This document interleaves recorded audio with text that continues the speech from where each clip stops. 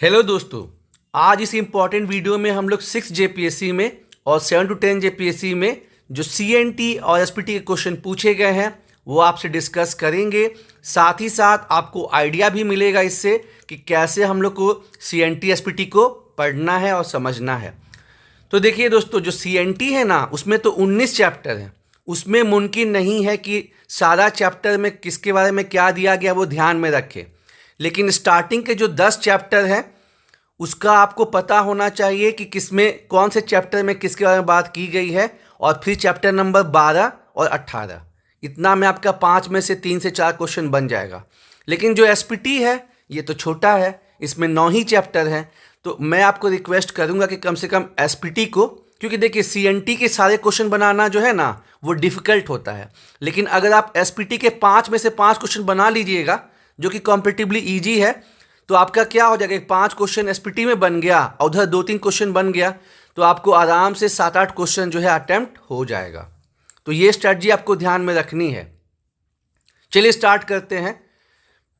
SPT का वो कौन सा सेक्शन है जिसमें कि रैयती ज़मीन के ट्रांसफ़र के बारे में बात की गई है। तो देखिए ये जो है चैप्टर नंबर 2, एसपीटी के चैप्टर नंबर 2 से उठाया गया है, जिसमें सेक्शन 12 से 26 दिया गया है और बहुत इंपॉर्टेंट है। तो जब हम क्लास में बताएं इस चीज़ को तो उसके बेसिस पे सेक्शन 43 और 42 तो हट गया। अब क्या बचा, सेक्शन 22 और सेक्शन 23। तो स्टार्टिंग वाले सारे सेक्शन हम एकदम डिटेल में कवर करते हैं। तो सेक्शन 22 में क्या बोला गया है, सेक्शन 22 में ये बोला गया है कि अगर कोई व्यक्ति अपने गांव से दूर है, अगर उसका हल बैल का डेथ हो चुका है, अगर जो है वो असक्षम है, अगर वो माइनर है या कोई विडो हो चुकी है और मतलब कैपेबल नहीं है खेती करने के चक्कर में, तो वो अपने ज़मीन को जो है दूसरे को दे सकते हैं। तो उसका जिक्र है सेक्शन 22 में। लेकिन जो एक्सचेंज ऑफ रैयती लैंड है इसका जिक्र है सेक्शन 23 में। तो यहाँ जो जवाब हो जाएगा option number A. Question number 35। Again ये जो सेक्शन है बहुत इंपॉर्टेंट है और ये जो चैप्टर है, क्योंकि आपको बताया कि 9 ही चैप्टर है और यहाँ से अभी बैकलॉग में भी क्वेश्चन पूछा गया था यारो, और ये जो है लिमिटेशन के ऊपर है, परिसीमा के ऊपर। तो क्वेश्चन पूछा गया है कि जो भी एप्लीकेशन मेड करना है एसपीटी एक्ट अधिनियम के अंदर, आपको जो भी अपील करनी है, तो जो घटनाएं होती हैं, जो कॉज ऑफ एक्शन होता है, उसके कितने टाइम के अंदर, 1 साल के अंदर, 3 साल के अंदर, 7 साल के अंदर या 5 साल के अंदर। तो ये आपके जो है चैप्टर नंबर 8 से उठाया गया है, सेक्शन 64, बहुत इंपॉर्टेंट सेक्शन है। और जो प्रीवियस ईयर के जो क्वेश्चन पूछे गए हैं, जो सेक्शन है या जो चैप्टर है, वो आपको तो करना ही करना है, क्योंकि वहां से क्वेश्चन रिपीट होता है। तो इसको सेक्शन 64 में लिखा गया है कि कॉज ऑफ एक्शन के 1 साल के अंदर जो है वो आपको अपील करना है। लेकिन अगर आपको सेक्शन 42 उसके अगेंस्ट अपील करना है तो कोई भी जो होता है ना परिसीमा नहीं रहेगी। यही क्वेश्चन जो है बैकलॉग में पूछा गया कि अगर मतलब बेदखली हुई है सेक्शन 42 के अंदर तो कितने समय के अंदर अपील कर सकते हैं, 2 साल, 3 साल, 5 साल या कोई समय सीमा नहीं है। तो ये सेक्शन 64 में ही दिया गया है कि कोई टाइम लिमिट नहीं है। और देखिए मैं यही कहूँगा ना कि बहुत लोग पहले ही हार मान जाते हैं, दोस्त यारों से सुन लिए, सीनियर से सुन लिए, अरे सीएनटी एसपीटी तो बहुत टफ है। ऐसे नहीं ना काम चलेगा। सीएनटी एसपीटी टफ है, लेकिन हमको 10 में से 10 क्वेश्चन थोड़ी सॉल्व करना है। हम 7 भी कर लिए, 8 भी कर लिए, 6 भी कर लिए, तो कम से कम कुछ तो हुआ ना। जो बाकी मान लीजिए मैक्सिमम लोग 1-2 क्वेश्चन कर रहे हैं और हम 6 सही कर रहे हैं, 7 सही कर रहे हैं, तो यहाँ पे एज तो मिला ना। इस चीज़ को सोचना है यारो। अगेन आपका जो है क्वेश्चन नंबर 36, और मैंने सेलेक्ट कर करके निकाला है क्योंकि 10 क्वेश्चन आते हैं, 5 क्वेश्चन सीएनटी से, 5 क्वेश्चन एसपीटी से। The provision of review in SPT act is discussed in, Santhal Pargana काश्तकारी अधिनियम के अंतर्गत जो रिव्यू किया जाता है वो उसका जिक्र कौन से धारा में है। तो सेक्शन 60, सेक्शन 70, सेक्शन 50 या सेक्शन 40। तो अगेन जैसे मैंने बताया कि सीएनटी में तो चुन चुन के मतलब पढ़ाते हैं, लेकिन एसपीटी में चूंकि 9 ही चैप्टर है और धारा भी कम है, यहाँ पे सारा सेक्शन ही डिटेल में कवर करते हैं। तो देखिए यहाँ पे सेक्शन 59 जो है वो रिवीजन के बारे में है, डिसीजन को रिव्यू मतलब रिवाइज करने के बारे में है, जिसका पावर डीएम को भी है और आपके जो है कमिश्नर को भी है। लेकिन ये जो है रिव्यू करने का पावर ये केवल जो है कमिश्नर को ही ये पावर दिया गया, आयुक्त को ही, और इसका जिक्र जो है वो सेक्शन 60 में है। तो क्लास में ये सब को हम 5 बार 6 बार जो है वो रटवाए रहते हैं कि ये सब क्वेश्चन तो मतलब बहुत इंपॉर्टेंट है, आना ही आना है। और आइडिया कैसे हमको लगा है, क्योंकि मेरे बहुत से दोस्त जो हैं वो वीडियो सीओ के पोस्ट पे हैं और उन लोग को ट्रेनिंग के दौरान ये सब चीज़ें बताई जाती हैं कि आपको इन सब सेक्शंस पे ध्यान देना है। चलिए अब आगे बढ़ते हैं। अब इसमें पूछा गया है, एक मिनट, ये तो हमने देख लिया।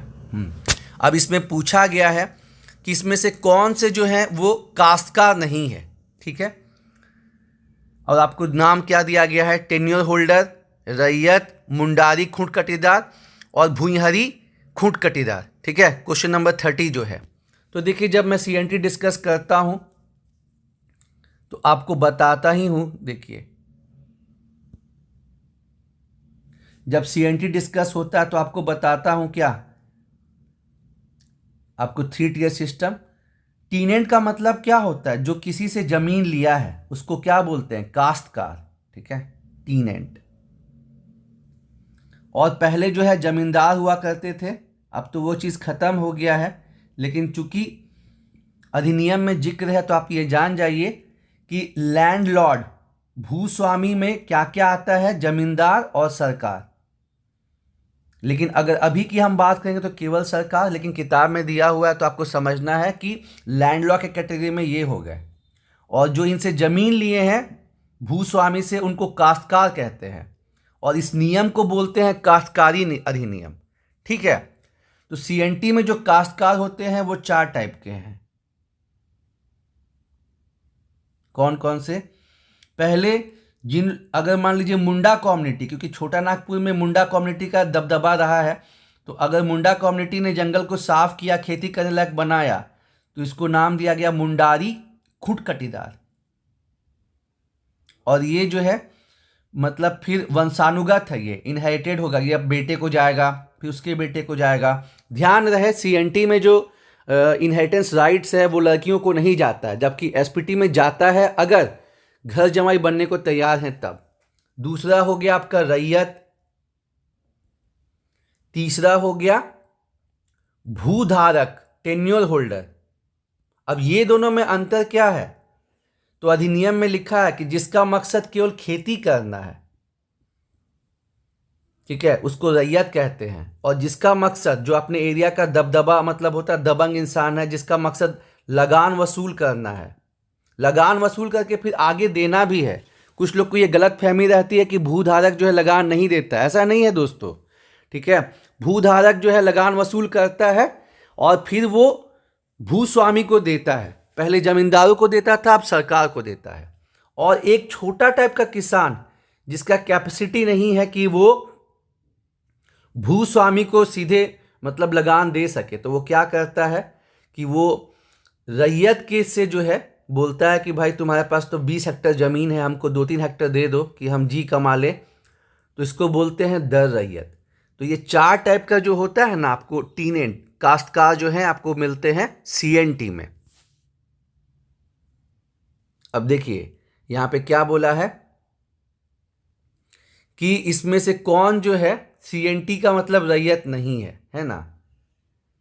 तो ए टेन्योर होल्डर है, बी रैयत है, मुंडारी खूंट कटीदार है, लेकिन जो डी ऑप्शन है वो नहीं है, ठीक है, जो डी ऑप्शन है वो नहीं है। तो इसका सही जवाब क्या हो जाएगा दोस्तों, डी। जो भूइंहरी खूंट कटीदार है, ऐसा करके कोई भी काश्तकार नहीं होता है। अब अगला क्वेश्चन क्या पूछा गया है कि जो CNT एक्ट है उसको कब पारित किया गया। तो ये है आपका 11 नवंबर 1908। उसी तरह आप ध्यान रखिएगा कि अगर SPT का पूछ ले कि SPT जो सप्लीमेंट्री प्रोविजन है वो कब पारित किया गया, तो 1 अप्रैल 1949। ठीक है, अब देखिए पूछता है कि SPT का वो कौन सा सेक्शन है जिसमें ट्रांसफर ऑफ रैयती राइट्स का बात किया गया है। ठीक है, क्वेश्चन पूछा गया है। तो ये भी जैसे मैंने बताया ना कि जो चैप्टर नंबर 2 है SPT का, वो तो इतना इंपॉर्टेंट है, इतना इंपॉर्टेंट है क्योंकि ये रैयत के बारे में है। ठीक है, सेक्शन 12 से 26 इसको तो आपको मतलब घोल के पी जाना है। तो इसमें जो है जैसे CNT का सेक्शन 46 है ना, जो जमीन के ट्रांसफर के बारे में बताता है और रिस्ट्रिक्शंस लगाता है, तो वैसे ही जो है ट्रांसफर ऑफ रैयती लैंड्स जो है वो डील करता है सेक्शन 20 में। ठीक है, बहुत इंपॉर्टेंट है। और एक चीज़ का ध्यान रखिएगा कि CNT जो है वो थोड़ा फ्लेक्सिबल है, लेकिन जो SPT है वो बहुत रिजिड है। ठीक है, क्यों मैं ऐसा कह रहा हूँ, क्योंकि इसमें जो ज़मीन का ट्रांसफ़र है ना वो कमर्शियल पर्पस के लिए बस 1 साल के लिए हो सकता है, सोचिए। और एक one of the biggest reason है कि आपका जो है जो संथाल परगना है उसका डेवलपमेंट नहीं होता। उसके साथ ही साथ वहाँ ज़मीन की खरीद बिक्री जो है आसानी से नहीं हो सकती। तो सेक्शन 20 में क्या बोला गया है कि ज़मीन को जो है या तो गिफ्ट कर सकते हैं, ठीक है, किसको, बहन को, सिस्टर को और डॉटर को। एक व्यक्ति अपने ज़मीन का जो है वो गिफ्ट कर सकता है और मतलब DC के परमिशन से अपनी बहन को, सिस्टर को या अपनी डॉटर को, या फिर दान पत्री के थ्रू। ठीक है, दान पत्री के थ्रू मतलब डोनेट कर सकता है। अगर वो बहुत सीरियस है, कैंसर जैसा कुछ उसको बीमारी है और उसका डेथ होने वाला है, तो मतलब अपना जो भी ज़मीन है उसका हाफ दे सकता है, किसको, या अपनी वाइफ को या फिर अपनी विडो मदर को। ठीक है, और ये बहुत इंपॉर्टेंट है, ये बहुत इंपॉर्टेंट है। और साथ ही साथ इसमें ही मतलब मेंशन है कि बेटी को दिया जा सकता है, कैसे, अगर जो मतलब घर जमाई है, ठीक है ना, जिनसे शादी हो रही है वो वहीं पे बसने को तैयार हो, तब ये सब कंडीशन मेंशन किया गया है। और चैप्टर नंबर 2 तो आपको देखना ही देखना है यार, बहुत इंपॉर्टेंट है। उसी तरह जो आपका सेक्शन 21 है ये भी बहुत इंपॉर्टेंट है। भले अभी नहीं पूछा है लेकिन जो है वो मतलब पूछ सकता है। देखिए जो भी ऑप्शन में देता है ना, मैं आपसे यही कहूँगा कि जो भी ऑप्शन में देता है उसको आप जरूर से देखें। जैसे सेक्शन 21 में क्या है कि जो गैर आदिवासी हैं, जैसे आदिवासियों के लिए कुछ नियम है और जो नॉन ट्राइबल है उनके लिए अलग नियम है। ठीक है ना, तो सेक्शन 20 जो है ये मेनली डील करता है किसका, ट्रांसफर ऑफ रैयती लैंड तो है लेकिन वो ट्राइबल से ज़्यादा डील करता है। और जो सेक्शन 21 है ये किससे डील करता है, ये डील करता है कि जो नॉन ट्राइबल हैं, गैर आदिवासी, ठीक है, वो कैसे कैसे ट्रांसफर कर सकते हैं। ठीक है, नॉन ट्राइबल उनका मतलब उससे डील करता है। तो सेक्शन 21 में है कि भुगुत बंधक के रूप में या फिर जो है कोऑपरेटिव सोसाइटी को जो ज़मीन है वो मैक्सिमम कितने समय तक दिया जा सकता है, अपना 1/4 ज़मीन जो है वो दिया जा सकता है 6 साल के लिए। ठीक है, तो सेक्शन 21 भी बहुत इंपॉर्टेंट है, सेक्शन 20 भी बहुत इंपॉर्टेंट है। सेक्शन 14 में आपको बात किया गया है रैयत की बेदखली का, और जो सेक्शन 16 है उसमें जोत का विभाजन कैसे होगा उसके बारे में बात किया गया है। तो जो ऑप्शंस आपको सेक्शन दिखते हैं ना वो भी आपको ध्यान से करना है दोस्तों, क्योंकि वहाँ से भी क्वेश्चन भले अभी नहीं आया है लेकिन बाद में पूछ ही सकता है। तो जो सेक्शन ये क्वेश्चन नंबर 32 है इसका सही जवाब हो जाएगा क्या, सेक्शन 20 हो जाएगा। ठीक है, provides about transfer of raiyati land.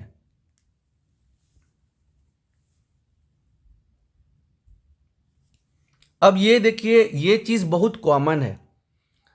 अब भूमि का कोई भी अधिनियम होगा वहाँ पे आपको ये देखने को मिलेगा। जैसे कि भारत सरकार का जो लैंड एक्विजिशन रीसेटलमेंट रिहैबिलिटेशन अधिनियम है, जिसके थ्रू अभी भी जो है ज़मीन का अधिग्रहण होता है, जो 2013 में आया था, ठीक है। तो इसमें भी आप देखेंगे कि अगर जो है कोई भूमि ली जा रही है और उसका 5 साल तक इस्तेमाल नहीं किया गया है ना, तो फिर जो है वो उसको मतलब ज़मीन वापस हो जाता है। तो ये प्रावधान आपको हर जगह मिलेगा और ये कोई नया नहीं है। ये स्टार्टिंग में भी जो है CNT SPT बाकी जगहों में आपको देखने को ये चीज़ें मिलेंगी। तो यहाँ पे वैसे ही कुछ दिया गया है कि अगर बंजर भूमि है, ठीक है, बंजर भूमि की बंदोबस्ती दोस्तों उसका जिक्र है चैप्टर नंबर 4 में। हम बोले ना CNT का मुमकिन नहीं है क्योंकि 19 चैप्टर है और सेक्शन 271 तक है, लेकिन यहाँ पे आपको 9 ही चैप्टर हैं और सेक्शन 72 है। तो इसको आपको करना ही करना है, तब आप आराम से 7-8 क्वेश्चन जो है वो सही कर पाएंगे। तो अब बोल रहा है कि अगर सेटलमेंट ऑफ वेस्टलैंड हो गया, बंजर भूमि का जो है बंदोबस्ती हो गया है ना, तो फिर जो है आपको अगर उसको आप कल्टीवेट नहीं किए तो कितने साल के अंदर जो है आपका बंदोबस्ती खारिज हो जाएगा। तो ये आपका है सेक्शन 33 और ये क्वेश्चन 2 बार पूछा गया है। 6 JPSC में भी आया है और 7 JPSC में भी आया है, ठीक है। तो ये दोस्तों आपको ध्यान में रखना है। और ये जो चैप्टर कहाँ से उठाया गया है, चैप्टर नंबर 4 से उठाया गया है।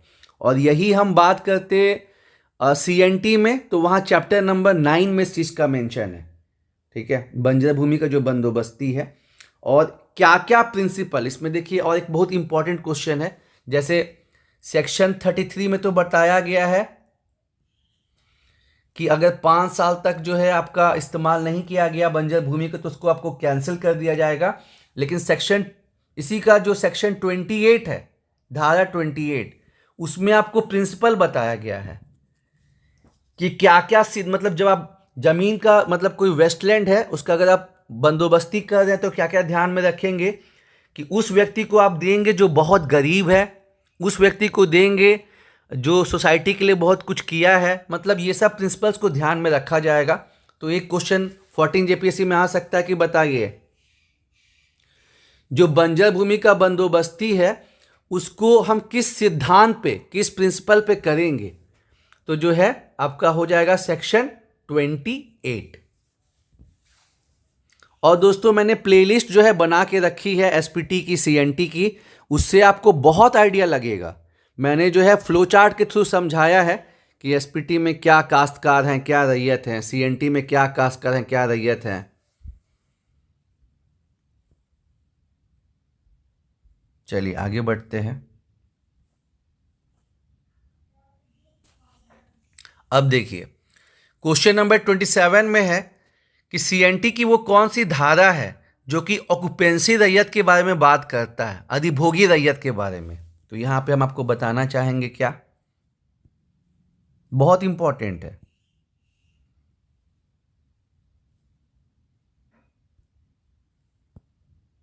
देखिए जैसे CNT मैंने आपको बताया कि 4 टाइप के जो है जो आपके काश्तकार हैं टीनेट, वो आपके 4 टाइप के हो गए टीनेट। और जो रैयत हैं वो 3 टाइप के होते हैं, ठीक है। कौन कौन से, पहले हो गए ऑक्यूपेंसी रैयत, अधिभोगी रैयत। इनको अपने जमीन पे खेती के अलावा मछली पालन, ठीक है, अधिभोगी रैयत, इनको हर टाइप का राइट मिलता है। और नॉर्मली जो रैयत 12 साल खेती करे ना, 12 वर्ष खेती करे, उसको ये राइट मिलता है। तो इनको अपने ज़मीन पे मछली पालन, खेती करना, उसके बाद जो मिट्टी है उसका इस्तेमाल करके ब्रिक्स बनाना, उसके बाद इवन ये अपने घर भी कंस्ट्रक्ट कर सकते हैं टेम्पररी छोटा सा। इतना पावर, मतलब इतना इनको जो है ना, इतना इनको राइट्स मिला हुआ है, अधिकार मिला हुआ है। दूसरा होता है अनादिभोगी, नॉन ऑक्यूपेंसी रैयत, ठीक है, अनादिभोगी। इनको बस खेती करने का अधिकार है। ठीक है। और उसके बाद होता है तीसरा, रैयत हैविंग खूंट कटी राइट। ऐसे रैयत जिनके पास खूंट कटी का अधिकार है। तो ध्यान रखिएगा, अगर क्वेश्चन पूछेगा ना कि सीएनटी में कौन सा वो रैयत है जिसको सबसे ज्यादा पावर होता है, ठीक है, तो वो होते हैं रैयत हैविंग खूंट कटी। खूंट कटी मतलब उनका पूरा खानदानी चल रहा है, ठीक है, दादाजी से पापा जी को, पापा जी से बेटे जी को, तो ये चीज़ मतलब रहता है। तो आपको ध्यान में रखना है दोस्तों, ठीक है, कि सबसे ज़्यादा जो है वो आपको पावर किसके पास रहता है, रैयत हैविंग मतलब राइट्स किसके पास रहता है, रैयत हैविंग खूंट कटी राइट, ठीक है। तो अब इसमें पूछा है क्या, इसमें पूछा है, और एसपीटी में चैप्टर नंबर 2 में रैयत के बारे में दिया गया है, सीएनटी में चैप्टर नंबर 4 में है। बहुत इंपॉर्टेंट है सीएनटी का, तो स्टार्टिंग वाला चैप्टर सब बहुत इंपॉर्टेंट है।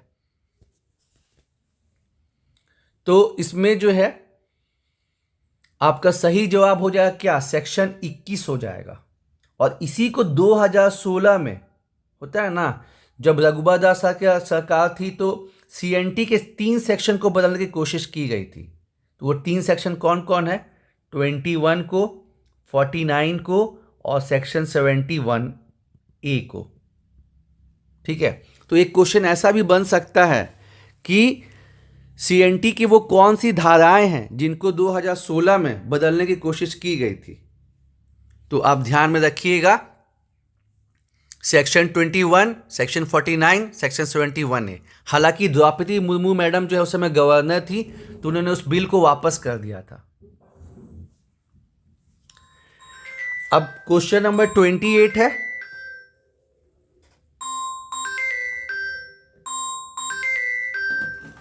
क्वेश्चन नंबर 28 देखते हैं हम लोग, बहुत इंपॉर्टेंट है। सीएनटी एक्ट में किसको पावर है कि वो रिकॉर्ड ऑफ राइट का सर्वे और प्रिपरेशन करे। बहुत इंपॉर्टेंट है और ये बहुत कंफ्यूजिंग भी रहा। इसमें डीसी, रेवेन्यू ऑफिसर, इसमें जो है काफ़ी कंफ्यूजन बन रहा था कि क्या जवाब होना चाहिए। तो जैसे मैंने आपको बताया ना कि स्टार्टिंग के 10 चैप्टर बहुत इंपॉर्टेंट है, फिर चैप्टर नंबर 12 और 18, 12, 14 और 18, ठीक है।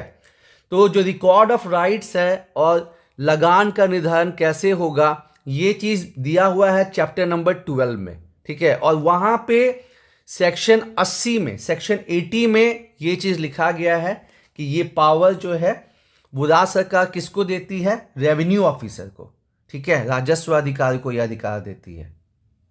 बहुत इंपॉर्टेंट है, ठीक है। स्टार्टिंग के जो 10 चैप्टर है वो इंपॉर्टेंट है, फिर 12, 14 और 18। तभी तो मैंने कहा ना कि सीएनटी बहुत वास्ट है, तो आपको क्या करना, आपको एसपीटी पे जो है पूरा कमांड कर लेना है, तब जाके बात बनेगा।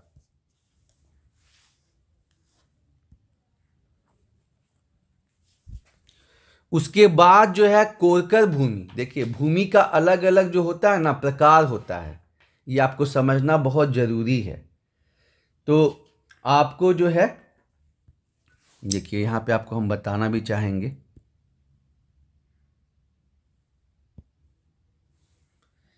कि जैसे अंग्रेज सरकार जो है जमींदार को बोली कि जब तक, ठीक है ना, जब तक तुम लगान देते रहोगे जमीन तुम्हारी है। तो जमींदार क्या करेगा, उसके पास इतना पावर है तो वो उसका मिसयूज करेगा ही करेगा। तो ये सब जमीन जो है ना, जमींदार, मजियाज, मजीहस जमीन, जीरत जमीन, ठीक है, तो ये सब सेक्शन 118 में लिखा है, ये जमींदारों की स्पेशल प्रिविलेज जमीन है, ठीक है। उसके बाद जैसे मुंडा का मैंने बता ही दिया कि मुंडा ने जंगल को साफ किया, खेती करने लायक बनाया, तो हो गया क्या, मुंडारी खूंट कटीदार। उड़ांव का अगर आप देखेंगे तो उनको मिलता है भूइंहरी अधिकार, भूइंहरी टेन्योर उनका उड़ांव कहलाता है, क्योंकि छोटा नागपुर इलाके में मुंडा जनजाति के बाद दूसरी कम्युनिटी जिनका बोलबाला है वो आपके उड़ांव है। और यही अगर जो मतलब मूल निवासी तो हैं, वो भी जनजातियों की तरह बहुत समय से रह रहे हैं, लेकिन वो नॉन ट्राइबल हैं, गैर जनजाति हैं। उनके पास जो जमीन है, जो उन्होंने खेती करने लायक बनाई, उसको बोलते हैं कोरकर भूमि। ठीक है, तो ये ध्यान में रखिएगा यारो। मजियात जमीन, जीरत जमीन, ये सब जो है जमीन किसकी हो गई? जमींदार की। और ऐसा भी होता था कि जो जमींदार के मजियात जमीन पे, जीरत जमीन पे खेती कर रहे हैं, तो जमींदार खुश होकर उनके कुछ जमीन दे देते थे, तो उसको बोलते थे बेट कट्ठा जमीन। ठीक है, जो मजदूर जमींदार की जमीन पे खेती कर रहे हैं, और कभी कभी ऐसा होता था कि जमींदार को दया आ गया, तो मतलब वो उसको जो है कुछ भूमि दे दिया, तो उसको बेट कट्ठा बोलते थे। ठीक है ना। मुंडा ने जंगल को साफ किया, खेती करने लायक बनाया, तो हो गया मुंडारी खूंट कटीदार। ठीक है, उरांव के द्वारा हुआ तो भुइंहरी जमीन, और ये सब सीएनटी का ही यादो। और जो आपके मूल निवासी हैं लेकिन वो गैर जनजाति हैं, तो उनका हो गया कोरकर। तो स्टार्टिंग में ही, शुरुआत में सीएनटी चैप्टर में दिया हुआ है कि जो कोरकर लैंड है उनको जो है, मतलब जो परिभाषाएं हैं ना, वहीं पे आपको मिल जाएगा। मतलब सेक्शन 3 में है, चैप्टर 1 के सेक्शन 3 में इसको जिक्र मिल जाएगा कि आपको कोरकर लैंड को क्या कहते हैं। भावला, खनवा, जल शासन, अरियत, ये सभी जो है वो कहते हैं कोरकर भूमि को। 47 दोस्तों, मैंने आपको कहा कि कुछ कुछ सेक्शन इतना इंपॉर्टेंट होता है कि उससे बार बार क्वेश्चन पूछा जाता है। तो ये क्वेश्चन 6th में भी आया, 7th में भी आया, बस तरीका अलग रहा। इसमें सेक्शन दे दिया है आपको कि वो सेक्शन 33 में बोला गया है कि अगर जो वेस्टलैंड है, बंजर भूमि, उसका अगर बंदोबस्ती जो है कब रद्द हो जाएगा। अगर वहाँ पे 4 साल खेती नहीं हुई, 6 साल नहीं हुई, 5 साल नहीं हुई, 8 साल नहीं हुई, तो सही जवाब दोस्तों आपका क्या हो जाएगा? 5 साल। ठीक है, और मैंने अभी आपको बताया था दोस्तों कि जो स्टार्टिंग का जो चैप्टर है वो आपको बहुत इंपॉर्टेंट है। ठीक है ना, जो स्टार्टिंग के चैप्टर्स हैं वो बहुत इंपॉर्टेंट है, आपको वो जानना ही समझना बहुत जरूरी है। तो एक दोस्तों यहाँ पे कंफ्यूजन हुआ है, जो एसपीटी में रैयत का जिक्र किया गया है चैप्टर नंबर 3 में, और सीएनटी में चैप्टर नंबर 4 में। चैप्टर नंबर 2 में जो है वो ग्राम प्रमुख और मूल रैयत, इसको आप ध्यान में रखिएगा। स्टार्टिंग में मैं थोड़ा कंफ्यूज हो गया था चैप्टर 2 और चैप्टर 3 में। तो चैप्टर 2 जो है वो ग्राम प्रमुख और मूल रैयत के बारे में है, और चैप्टर 3 जो है वो आपका जो है रैयत के बारे में है। अब देखिए, ये चैप्टर नंबर 3 से उठाया गया है कि सेक्शन 22 में अगर कोई रैयत है और वो अपना जो है होल्डिंग टेम्पररी बेसिस पे देना चाहता है, हेडमैन मूल रैयत को इन्फॉर्म करके, एसडी को इन्फॉर्म करके, किस कंडीशन में? जब वो गांव से एब्सेंट है, उसके हल बैल स्थिति में नहीं है, वो रैयत या तो विडो है या तो माइनर है या सब। तो सही जवाब क्या हो जाएगा? All of the above. और दोस्तों एक बात आप ध्यान रखिएगा कि जेपीएससी में 90% केस में जब ऑल ऑफ द अबव आपको आंसर देता है ना, तो वही जवाब होता है। 90 से 95% हम कहेंगे। कभी कभार ऐसा होता है कि ऑल नहीं होगा, नहीं तो ऑल ही होता है। अब जो क्वेश्चन नंबर 49 है बहुत इंपॉर्टेंट है, और यहां से हर बार 2 क्वेश्चन आता है, क्योंकि अब जो भारत में भूमि का अधिग्रहण होता है वो इसी भूमि अधिग्रहण, पुनर्वास एवं पुनर्स्थापना अधिनियम से होता है। लैंड एक्विजिशन, रिहैबिलिटेशन और रीसेटलमेंट अधिनियम से होता है। तो इसमें लोग बहुत कंफ्यूज हो गए थे क्योंकि इसको पढ़ के ही नहीं गए थे। ये 6 जेपीएससी का क्वेश्चन है यादों। तो कितने लोग की कंसेंट चाहिए होता है ना, प्रोजेक्ट अगर आप चालू कर रहे हैं, कौन सा प्रोजेक्ट? पब्लिक प्राइवेट प्रोजेक्ट चालू कर रहे हैं, तो मान लीजिए अगर 100 किसान हैं, तो 100 किसान में से कितने किसानों की सहमति चाहिए? तो जो लोग नहीं पढ़ के गए थे, कोई 50% टिक कर दिया, जो 60% टिक कर दिया। लेकिन जो पढ़ के गए थे उनको पता है कि अगर प्राइवेट प्रोजेक्ट के लिए चाहिए तो आपको 80% की सहमति चाहिए, यानी 100 में से 80 किसान। और अगर आपको पब्लिक प्राइवेट के लिए चाहिए तो आपको 100 में से 70 किसान। तो इसका सही जवाब हो जाएगा 49 का सी। और दोस्तों आपको इसको देखना पढ़ना बहुत जरूरी है। ये जो अधिनियम है ना, यहां से क्वेश्चन पूछता ही पूछता है। अब क्वेश्चन है एसपीटी एक्ट का खास विलेज से। ठीक है, इसमें पूछा गया कि खास विलेज जो है वो क्या होता है। तो देखिए दोस्तों, यहां पे देखने को क्या मिलेगा कि तीनों क्वेश्चन जो है ना स्टार्टिंग से ही पूछ दिए गए हैं। कहने का क्या मतलब है कि यहां देखिए, आपको बताते हैं क्या इसमें है। आगे बढ़ते हैं। अब देखिए दोस्तों, यहां पे आपको जो 3 क्वेश्चन दिख रहा है ना, ये स्टार्टिंग से ही पूछा गया है। पहला क्वेश्चन जो है ये पहले चैप्टर के सेक्शन नंबर 4 से है। दूसरा क्वेश्चन जो है दूसरे चैप्टर के सेक्शन 9 से है। तीसरा चैप्टर जो है वो सेक्शन 10 से है। ठीक है, स्टार्टिंग से ही जो है ना क्वेश्चन पूछ दिया गया है। इसलिए मैंने कहा कि आपको एसपीटी का जो हर अधिनियम जानना जरूरी है। सीएनटी में तो छोड़ सकते हैं क्योंकि बहुत वास्ट है, उतना फायदा नहीं होगा, लेकिन एसपीटी में किया जा सकता है। तो पहला पूछा है कि खास विलेज क्या होता है। तो संथाल परगना में 2 टाइप के गांव होते हैं। जहां पे लगान वसूल करता है भूधारक, टेन्योर होल्डर, उसको बोलते हैं खास ग्राम। और जहां पे लगान वसूल करता है या तो मूल रैयत या तो ग्राम प्रधान, उसको बोलते हैं खास विलेज, गैर खास विलेज। मतलब जिस गांव में ना तो मूल रैयत हो और ना ग्राम प्रधान हो, उसको हम लोग बोलते हैं खास विलेज। ठीक है, और दोस्तों मैंने प्लेलिस्ट में जो है एसपीटी का सीएनटी का वीडियो बनाया है, उसको आप लोग जरूर से देखिए। क्वेश्चन नंबर 45 में है कि विलेज हेडमैन का जो पोस्ट होता है क्या वो ट्रांसफरेबल होता है, नॉन ट्रांसफरेबल होता है, हेरिडिटरी होता है या नन ऑफ द अबव। तो ये जो है दोस्तों सेक्शन 9 में दिया गया है कि जो ग्राम प्रधान का पोस्ट होता है वो नॉन ट्रांसफरेबल होता है। क्वेश्चन नंबर 46, कौन सी जमीन है जिसको हम लोग मूल रेती की जोत कहते हैं। तो ये सीधे उठाया गया है सेक्शन 10 से। ठीक है, सेक्शन 10 में मूल रेती जोत के बारे में बताया गया है दोस्तों। सीएनटी से अब क्वेश्चन है कि सीएनटी का जो सेक्शन 71A है ये किससे शामिल किया गया था। तो दोस्तों जो 71A है ये बहुत इंपॉर्टेंट है। ठीक है, और इसको शामिल कब किया गया, इसको शामिल किया गया आपको बिहार शेड्यूल एरिया रेगुलेशन 1969 में। वो है ना कि जो शेड्यूल ट्राइब का कोई रैयत है जिसकी ज़मीन को ज़बरदस्ती ले लिया गया था, है ना, तो वो अपने ज़मीन के रीपोजीशन के लिए जो है वो डीसी को अप्रोच कर सकते हैं। तो उसका पहले कुछ टाइम पीरियड कम था, 12 साल ही था, बाद में बढ़ा के क्या हो गया, उसको 30 साल कर दिया गया, 30 ईयर्स। तो जो शेड्यूल ट्राइब के लोग हैं वो 30 साल तक अप्रोच कर सकते हैं, और जो बाकी शेड्यूल कास्ट के हैं वो 12 साल का टाइम पीरियड दिया गया है। और इस सेक्शन को भी जो है 2016 में बदल के कोशिश की गई थी। अब अभी मैंने आपको समझाया था कि सीएनटी में क्या है कि जो महिलाएं हैं, ठीक है, उनको राइट्स नहीं मिलता है। ठीक है, उनको जो है खूंट कटी का अधिकार नहीं मिलता है, ध्यान रखिएगा। हालांकि विडो का मैटर अलग हो जाता है, लेकिन इन जनरल जो है महिलाओं को खूंट कटी का अधिकार नहीं मिलता है। तो क्वेश्चन नंबर 42 का क्या हो जाएगा, excluded from the inheritance rights on ancestral properties, यानी कि पैतृक संपत्ति पर उत्तराधिकार के अधिकार अपवर्जित हैं।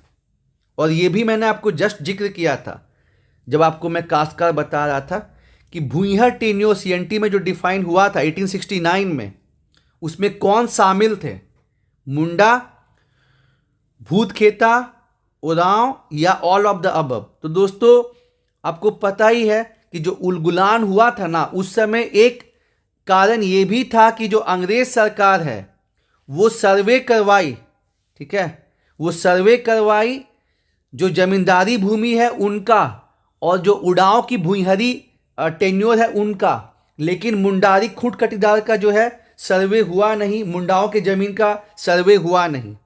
तो ये भी one of the most important reason था उलगुलान होने का। तो इसका सही जवाब क्या हो जाएगा कि जो भूइहरी टेन्योर जिसको डिफाइन किया गया 1869 में, वो क्या इंक्लूड करता है, ऑप्शन नंबर सी, 43 का हो जाएगा ऑप्शन नंबर सी। अगेन बहुत ही प्यारा क्वेश्चन और बहुत ही इंपॉर्टेंट सेक्शन है कि जो SC ST या बैकवर्ड का जो जमीन के ट्रांसफर का चीज है ना, कि डीसी के परमिशन से जो एक अनुसूचित जनजाति का जो किसान है, ठीक है, वो अपनी ज़मीन को ट्रांसफ़र कर सकता है सेम रेवेन्यू थाना, ठीक है, सेम रेवेन्यू थाना में। जो शेड्यूल कास्ट है, जो बैकवर्ड क्लास है और अपनी ही कम्युनिटी को, शेड्यूल ट्राइब का बंदा जो है अपने ही कम्युनिटी में ट्रांसफ़र कर सकता है। उसी तरह शेड्यूल कास्ट और बैकवर्ड क्लास अपनी कम्युनिटी के लोग को डीसी के परमिशन से ज़मीन ट्रांसफ़र कर सकते हैं, लेकिन उनका जो है सेम रेवेन्यू थाना नहीं है। वहाँ पे कंडीशन जो है वो क्या है, वहाँ पे सेम डिस्ट्रिक्ट है। तो 39 का क्या हो जाएगा, 46, ऑप्शन नंबर ए। और अब क्वेश्चन नंबर 40 लास्ट ऑप्शन है, लास्ट क्वेश्चन है कि सेक्शन 46 के अंदर क्या पीरियड अगर जो है, ठीक है, पूरा हो जाए तो माना जाएगा कि जो है जमीन जो है उसको गलत तरीके से जो है मतलब लिया गया है, ठीक है ना। तो 12 साल का पीरियड, इसका सही जवाब हो जाएगा 12 ईयर्स। जो टाइम बार है कि सेक्शन 46 में कि अगर 12 साल टाइम पीरियड हो गया तो उसको एडवर्स पोसेशन माना जाएगा। और ये तो हम लोग पहले डिस्कस कर चुके हैं दोस्तों। तो दोस्तों उम्मीद है आपको जो है सीएनटी एसपीटी का हर चीज जो है क्लियर हुआ होगा। और मैंने आपको बताया ना कि जो भी ऑप्शन में दिया हुआ है, जैसे यहाँ पे क्वेश्चन नंबर 39 में सेक्शन 46 है, सेक्शन 72 है, 48 है, 42 है, या इधर भी जो है सेक्शन दिया गया है, सेक्शन 9 है, सेक्शन 8 है, सेक्शन 7 है, सेक्शन 10 है। तो ये सब को भी दोस्तों आपको ध्यान में रखना है, क्योंकि फिर नेक्स्ट टाइम जो है जेपीएससी जो है यहाँ से क्वेश्चन बना सकता है। और न्यू बैच स्टार्ट होने वाला है। जो लोग इंटरेस्टेड है, नीचे व्हाट्सएप नंबर दिया गया है, उसको आप लोग कांटेक्ट करिए। और 20 दिसंबर से दोस्तों न्यू बैच स्टार्ट हो रहा है। धन्यवाद।